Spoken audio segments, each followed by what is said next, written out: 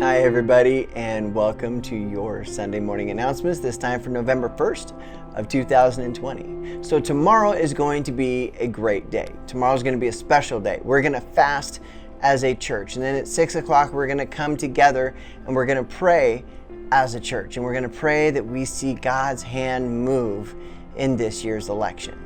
And then we're going to make sure that we all vote, because it's hard to see God's hand move if his people don't vote. So we're going to do that as well. And it's going to be great because we're all going to be doing it together.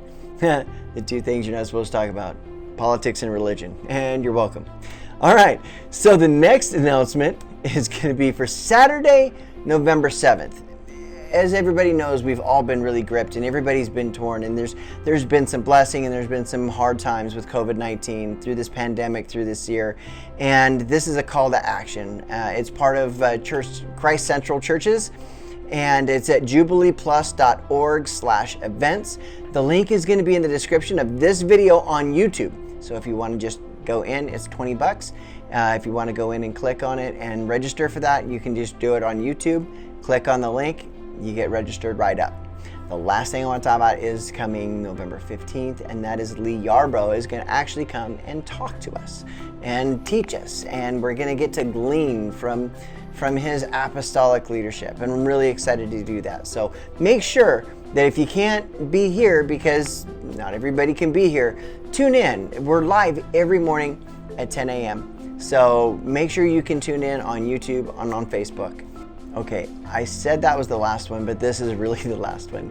Our Christmas toy program is now kicked off. We've got the infrastructure. We're getting ready to roll.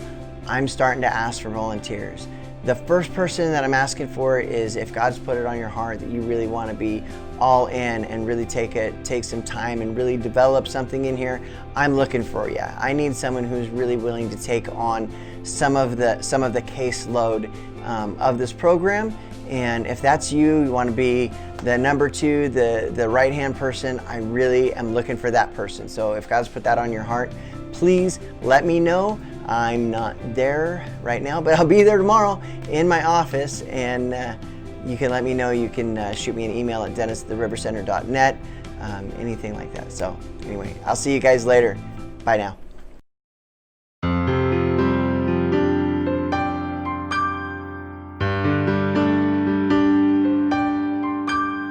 I have no money to leave my children, but I have lots of memories, and they've heard lots of stories. But if they were like I am, I heard stories of my family too, but they weren't written down. I not only decided to plan my own memorial service, I decided I'd go all the way back to the beginning and write my story for my children and grandchildren. Since I don't have a lot of money to leave, it is very satisfying to know that I've left something that could be more valuable than money.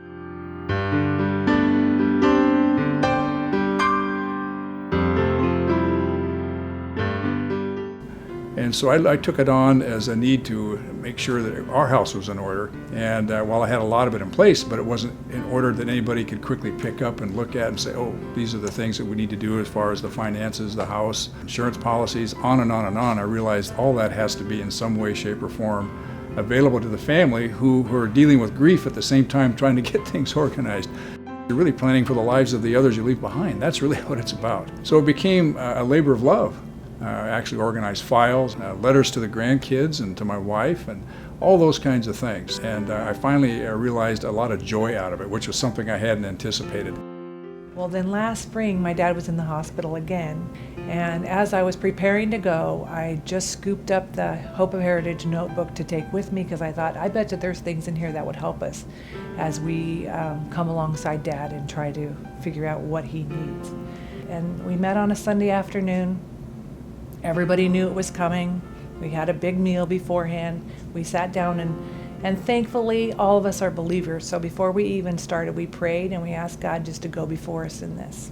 And then all four of my sisters, we all just look at my dad and go, Dad, what do you want? And that was really sweet, because he had had time to think about it and he knew what he wanted. So it was the most amazing experience that day, because all of us, all 5 of us, went into that meeting without a plan. We had no idea how to solve this problem. And we came out with the most amazing plan, and it just happened. I mean, to me, it's really a gift that her parents are giving us. You hear all these horror stories about parents who die and there's a big blow up in the family over what's in the will, what's not in the will, parents' final wishes, funeral arrangements. And they're protecting us from that by this heritage of hope. And I thank them for doing that. Yes, very much so.